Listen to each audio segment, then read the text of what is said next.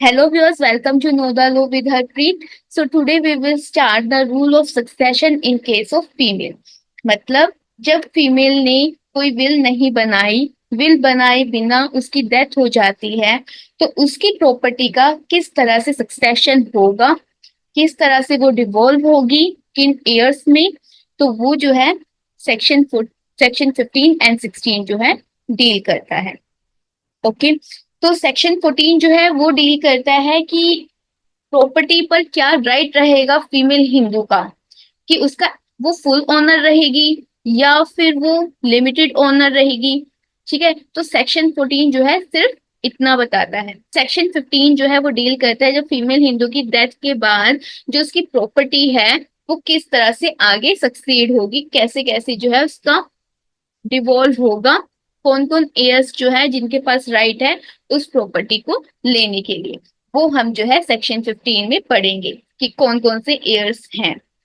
Okay, then उसके बाद section 16 जो है वो डील करता है ऑर्डर ऑफ सक्सेशन की, मतलब रूल्स उसके अंदर दिए गए हैं। 3 रूल्स हैं जिससे जो है प्रॉपर्टी आगे आगे एयर्स में सक्सीड होगी। कैसे सक्सीड होगी, तो वो उस रूल जो है हम उन रूल्स को अच्छे तरीके से वन बाय वन जो है उसको पढ़ेंगे। 3 रूल्स हैं।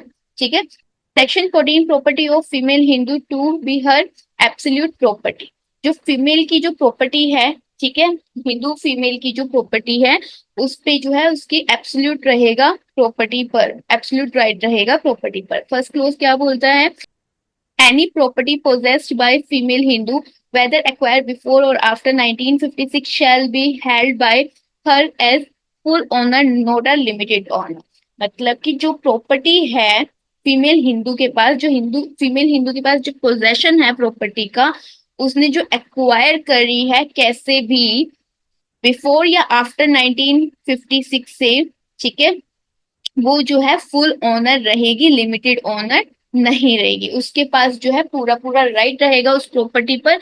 वो चाहे कुछ भी करे उस प्रॉपर्टी के साथ, किसी को गिफ्ट करे, किसी को सेल करे या किसी को ट्रांसफर करे, ठीक है, कुछ भी करे, वो उसका जो है फुल ओनर उसके पास जो है रहेगा, लिमिटेड ओनर नहीं रहेगी, कोई रिस्ट्रिक्शंस नहीं रहेगी उस प्रॉपर्टी पर। ठीक है, उसके पास जो है एक एब्सोल्यूट राइट रहेगा। एक्सप्लेनेशन क्या बोलता है, property include both movable and immovable property acquired by a female Hindu by inheritance or device, partition, lieu of maintenance or arrears of maintenance, or by gift from any person by her own skill or purchase. Any such property held by her as Stridhan immediately before 1956। Property चाहे movable हो या immovable हो, immovable हो, जो उसने acquire करी है, जो उसको प्रॉपर्टी मिली है, या तो वो सक्सेशन से मिली हो, या कोई पार्टीशन से मिली हो, या मेंटेनेंस से मिली हो, या गिफ्ट से मिली हो, या उसने खुद की स्किल से ली हो, या उसने खुद परचेज करी हो। तो कुछ भी अगर ऐसी प्रॉपर्टी उसको मिली है, उसने एक्वायर करी है, तो वो जो है उसको हम स्त्री धन बोलेंगे, जो कि बिफोर 1956 से पहले उसने ली है।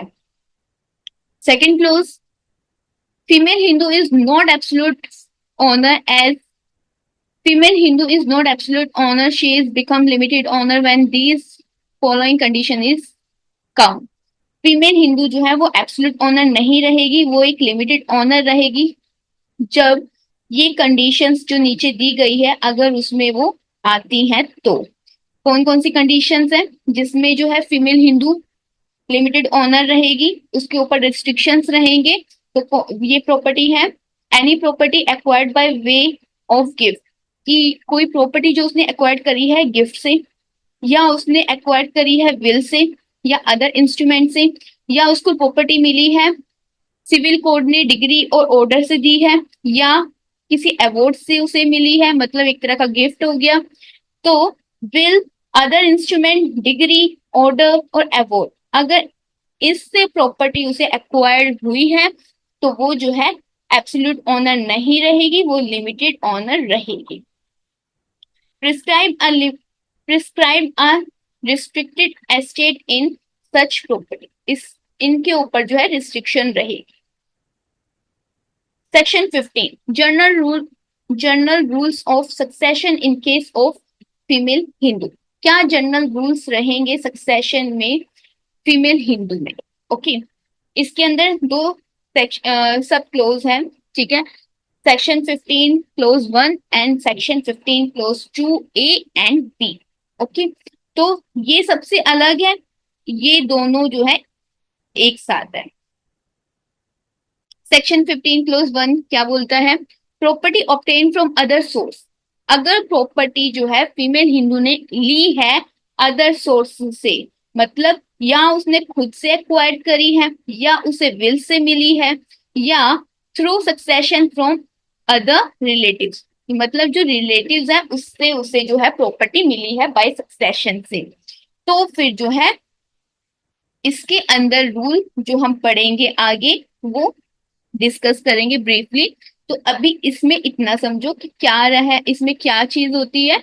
जो क्लोज 1 में बोला है कि जो प्रॉपर्टी जो है उसने ली है अदर सोर्सेस से, ठीक है। अब देखो सेक्शन 15 क्लोज 2 ए में क्या बोला है? Property inherit from parents on succession. जो प्रॉपर्टी अब मिली है उसके पेरेंट्स से बाय सक्सेशन, सक्सेशन से अब प्रॉपर्टी मिली है फीमेल हिंदू को, ठीक है। देन उसके बाद 15 क्लोज टू बी में क्या बोला है? प्रॉपर्टी इनहेरिट फ्रॉम हस्बैंड और father in law by succession. अब यहाँ पर जो प्रॉपर्टी मिली है वो उसके हस्बैंड से मिली है या उसके फादर इन लॉ से मिली है बाय सक्सेशन। ये सबसे अलग है, और ये दोनों क्या है? सक्सेशन से है, कि उसको या तो उसके पेरेंट्स से मिली है प्रॉपर्टी बाय सक्सेशन, या फिर उसके हस्बैंड या फादर इन लॉ से प्रॉपर्टी मिली है बाय सक्सेशन। अब इसको ब्रीफली डिस्कस करते हैं। देखो, जनरल रूल ऑफ सक्सेशन में इसमें क्या बोला है 15 क्लोज 1 में, कि ये जो प्रॉपर्टी अदर सोर्सेज हमने बोला है ना, वो हमारी एक जनरल प्रॉपर्टी होगी। जनरल प्रॉपर्टी का मतलब या तो उसने खुद ली है, या तो उसे विल से मिली है, या फिर उसे जो है अदर सक्सेशन से मिली है, अदर रिलेटिव की सक्सेशन से मिली है, ठीक है। अगर ये तीन कंडीशंस इसके अंदर आती है तो मतलब ये जो है जनरल प्रॉपर्टी रहेगी। अब जनरल प्रॉपर्टी रहेगी, ठीक है। अब इसके अंदर इसकी डेथ के बाद वो जो प्रॉपर्टी है वो अब कौन कौन किस किस के पास जो है राइट है उस प्रॉपर्टी को लेने के लिए। तो सबसे पहले देखो, सबसे पहले किसका राइट है? इसके अंदर 5 एयर्स आ जाएंगे जिनके पास राइट है लेने के लिए प्रॉपर्टी। पर सबसे पहले है son, daughter, children of predeceased son और डॉटर, एंड हस्बैंड, ठीक है।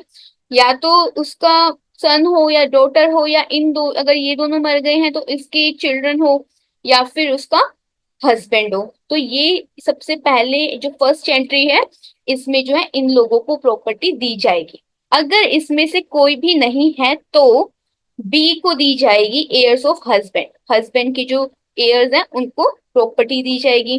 अगर बी में कोई नहीं है तो सी में उसके फादर या उसकी मदर को मिलेगी।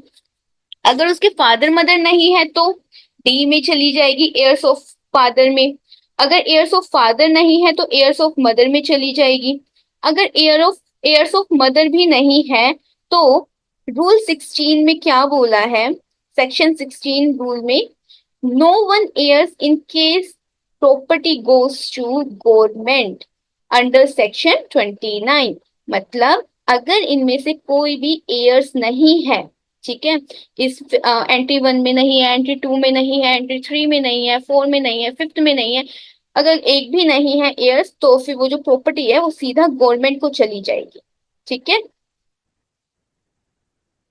तो 15 क्लोज 1 में इतना ही बताया है, एयर्स बताए हैं कि कौन कौन इसके अंदर रहेगा, ठीक है, किस किस को प्रॉपर्टी सबसे पहले मिलेगी। अगर ए नहीं है तो बी को मिलेगी, बी नहीं है तो सी को मिलेगी, अगर बी है, ठीक है, अगर ए है तो बी को नहीं मिलेगी, ठीक है। अगर ए नहीं है तो वो आगे आगे डिवॉल्व होगी, वरना जो है अगर एंट्री 1 में है तो एंट्री 1 में ही सीधा चली जाएगी, ठीक है। अब देखो सेक्शन 15 क्लोज टू ए में क्या बोला है कि जो प्रॉपर्टी अब फीमेल हिंदू को मिली है उसके पेरेंट्स से बाय सक्सेशन, तो कौन कौन उसकी प्रॉपर्टी जब उसकी डेथ होगी, ठीक है, फीमेल हिंदू की, तो जो प्रॉपर्टी यहाँ से जो इसको मिली है, तो कौन कौन एयर्स है जिनके पास प्रॉपर्टी जा सकती है, किनके पास राइट है? सन के पास है, डॉटर के पास है, children of predeceased son और डॉटर ऑफ इनहेरिट, सिर्फ इन तीन के पास राइट है अब उस प्रॉपर्टी को लेने के लिए, ठीक है। लेकिन इसमें तो ये था अगर इसमें नहीं कोई होगा तो सीधा गवर्नमेंट को चली जाएगी प्रॉपर्टी, ठीक है। लेकिन बोला है कि अगर इसमें एक भी एयर्स नहीं है तो प्रॉपर्टी किसको जाएगी? तो in absence of above above heirs, अगर इनमें एक भी एयर नहीं है तो एयर ऑफ फादर, जो एयर्स ऑफ फादर है उसमें जो है प्रॉपर्टी चली जाएगी। क्यों चली जाएगी? ये एक लीगल फिक्शन है जिसमें एक रूल है जो बताया गया है, जो हम आगे डिस्कस करेंगे, रूल 3, ठीक है, सेक्शन 16 में है, तो उसको हम आगे जो है ब्रीफली डिस्कस करेंगे। तो उसमें इतना ही बताया है कि अगर इसमें से कोई एयर्स नहीं है, ठीक है, अगर इसमें से कोई एयर्स नहीं है तो वो प्रॉपर्टी जो है एयर्स ऑफ फादर में चली जाएगी। Determination of heirs of father का मतलब देखो, रूल 3 16 सेक्शन में, it will be deem that father die intestate immediately after death of female estate. जब हम ये एज्यूम करेंगे कि जैसे ही फीमेल हिंदू की डेथ हुई ना, उसी टाइम उसके फादर की भी डेथ हो गई, ठीक है, तो उसके फादर को जो है प्रॉपर्टी ना जाके सीधा उसके एयर्स ऑफ फादर में चली जाएगी, ठीक है।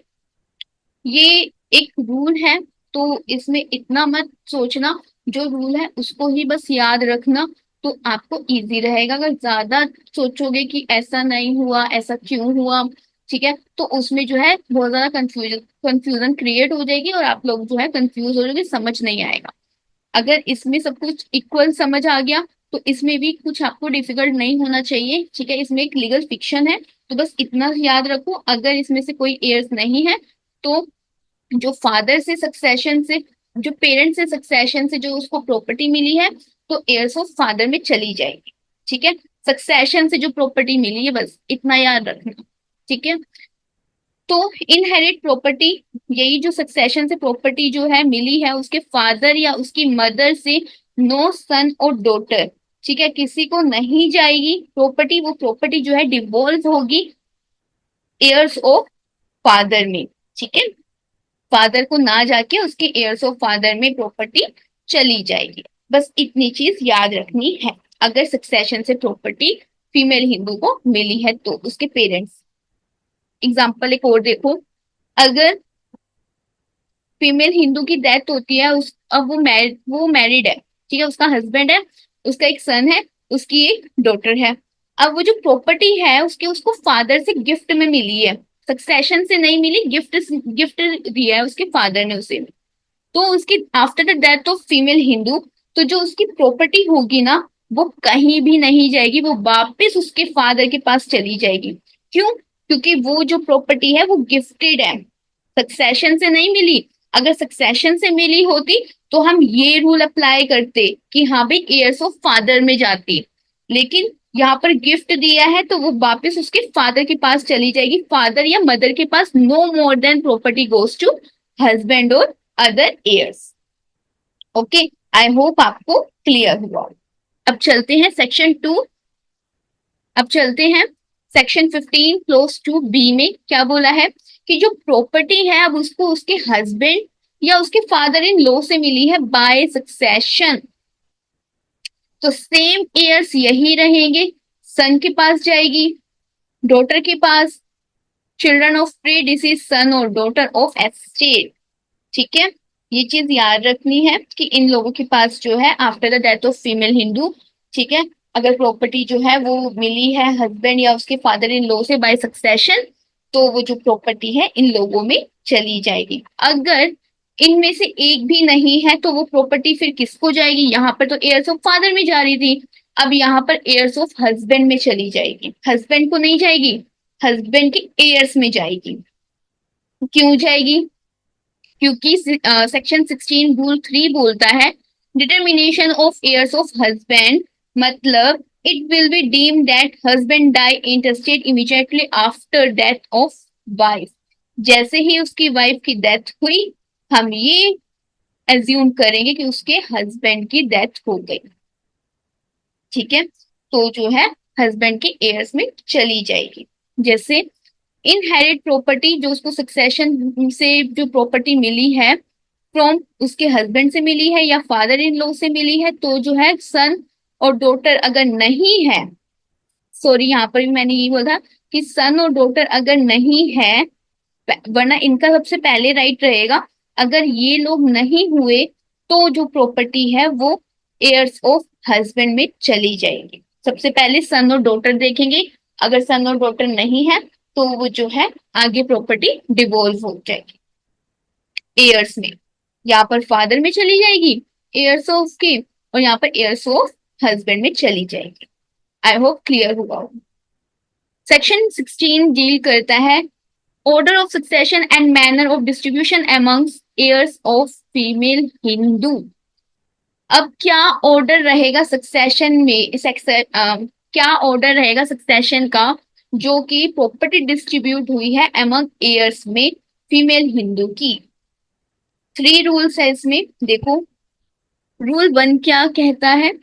Those in entry 1 will be preferred over those in entry 2 and so on. अगर जो जो मैंने आपको बताया था एंट्री 1 में, कि एंट्री 1 में son daughter, children of predeceased son and daughter और हस्बैंड, अगर एंट्री 1 में नहीं है तो हम एंट्री 2 देखेंगे। अगर एंट्री 2 में नहीं है तो हम एंट्री 3 देखेंगे। देन अगर 3 में भी नहीं है तो हम 4 देखेंगे। देन फिर हम 5th देखेंगे। अगर 5th में भी नहीं है तो गवर्नमेंट को प्रॉपर्टी चली जाएगी। हमने यही देखा था। ठीक है, तो सबसे पहले जो है हम एंट्री 1 में ही प्रेफरेंस देंगे, कि उसको ही सबसे पहले प्रेफर किया जाएगा कि एंट्री 1 देखो, कि उसमें जो है अगर एयर्स हैं तो जो है प्रॉपर्टी सिर्फ 1 में एंट्री में डिवोल्व हो जाएगी। अगर 1 में नहीं है तो वो आगे डिवोल्व होगी। जहां पर एयर्स मिल गए वहां पर प्रॉपर्टी डिवोल्व हो गई। सन और डॉटर जो है, क्या बोला है कि वो तो नेचुरल होने चाहिए, लेजिटिमेट होने चाहिए, इनलेजिटिमेट हो या फिर एडॉप्टेड हो। Step children are not include, कि ये जो स्टेप चिल्ड्रन है उसको इंक्लूड नहीं किया गया है।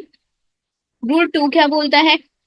चिल्ड्रन ऑफ प्रेडिसेस सन और daughter would they would get such share which their parents would have got. देखो, वाइफ मतलब कि ये लगा लो फीमेल हिंदू है, ठीक है, इसका हस्बैंड है, उसके बाद इसके 2 सन है, सॉरी तीन तीन बच्चे हैं इसके, 2 सन है और एक डॉटर है।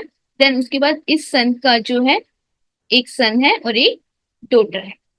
ठीक है, देखो, अब इसकी डेथ हो गई फीमेल हिंदू की। ठीक है, अब जो इसकी प्रॉपर्टी है इसमें चली गई, एक हस्बैंड को मिल गई। ठीक है, 1/4, 1/4 इसके बड़े सन को चली गई, छोटे सन को 1/4, एंड डॉटर में 1/4 चली गई।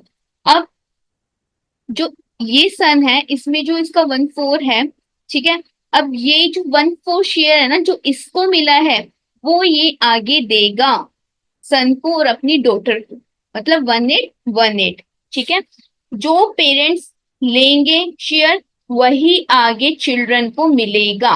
जैसे अगर इसमें 1 बाय, जैसे इसमें लगा लो 1/5 इसको मिला, ठीक है, तो ये जो 1/5 होगा ना, यही आगे उसके चिल्ड्रन में जो है डिवाइड होगा। अगर एक चिल्ड्रन है तो उसको एक चिल्ड्रन को ही मिल जाएगा। अगर 2 चिल्ड्रन है इसमें तो जो 1/5 होगा वो दोनों में चला जाएगा, मतलब 1/10 एंड 1/10। रूल 3 जो हमने ऊपर डिस्कस किया था, बार बार हम बोल रहे थे कि रूल 3 जो है हम देखेंगे, डिटर्मिनेशन जो हमने पढ़ा था, determination of heirs in case of parents and husband, तो यही है। Heirs of husband and parents would be deemed to have die intestate immediately after the intestate death. अगर हम ये इज्यूम कर लेंगे जैसे ही फीमेल हिंदू की डेथ हुई ऐसे ही, तो उसी टाइम हम देखेंगे कि उसके फादर की और उसके हस्बैंड की जो है डेथ हो गई, हम ये एज्यूम करेंगे। जैसे एग्जांपल देखो, फीमेल हिंदू है, यहाँ पर इसका एक सन है, यहाँ पर एक इसकी डॉटर है, और यहाँ पर जो है इसका हस्बैंड है, हस्बैंड की भी डेथ हो रखी है, सन भी नहीं है, डॉटर भी नहीं है, इसकी भी डेथ हो चुकी है। अब यहाँ पर एक इसका ब्रदर है और यहाँ पर फादर इन लॉ है। ठीक है, अगर हम देखो, अगर जो प्रॉपर्टी गिफ्ट मिली है हस्बैंड से, हस्बैंड से जो है प्रॉपर्टी गिफ्ट मिली थी उसे, ठीक है, अब हस्बैंड की सबसे पहले, उससे पहले जो है फीमेल हिंदू से पहले ही हस्बैंड की डेथ हो चुकी है और फीमेल हिंदू की बाद में हुई है, और प्रॉपर्टी जो है वो गिफ्टेड है बाय हस्बैंड से, जो वो प्रॉपर्टी होगी ना, वो जो है बाय मेल सक्सेशन से आगे डिवॉल्व होगी। क्यों? क्योंकि जो हम ये एज्यूम कर लेंगे कि जो फीमेल हिंदू की डेथ हुई है वो उसके हस्बैंड की ही डेथ हुई है, ये हम एज्यूम करेंगे। देखो, husband die, then property will be declared devolved by male succession, heirs of husband। ठीक है, कि heirs of husband की जो मेल सक्सेशन है उसके heirs of husband में चली जाएगी। ठीक है, फीमेल हिंदू की तो ऑलरेडी डेथ हो गई, उससे हम यही उसको गिफ्ट में मिली थी। अगर हस्बैंड जिंदा होता, अलाइव होता हस्बैंड, तो वो जो प्रॉपर्टी है सीधा उसके वापिस उसके हस्बैंड के पास चली जाती। लेकिन अगर उसका हस्बैंड अलाइव नहीं है, फीमेल हिंदू से पहले उसकी डेथ हुई है, तो हम यही देखेंगे कि फीमेल हिंदू की डेथ ना होके उसके हस्बैंड की ही डेथ हुई है, तो वो प्रॉपर्टी बाय मेल सक्सेशन से डिवोल्व होगी, heirs of husband. I hope आपको क्लियर हुआ हो सब कुछ। सो आज के लिए इतना ही, कल हम अपने जितने भी सेक्शन रह गए हैं वो सब कवर कर लेंगे। हिंदू सक्सेशन एक्ट 1956 हमारा कल कंप्लीट हो जाएगा। तो आज के लिए इतना ही, प्लीज लाइक एंड सब्सक्राइब करना ना भूलें। Thank you so much guys, take care and have a nice day.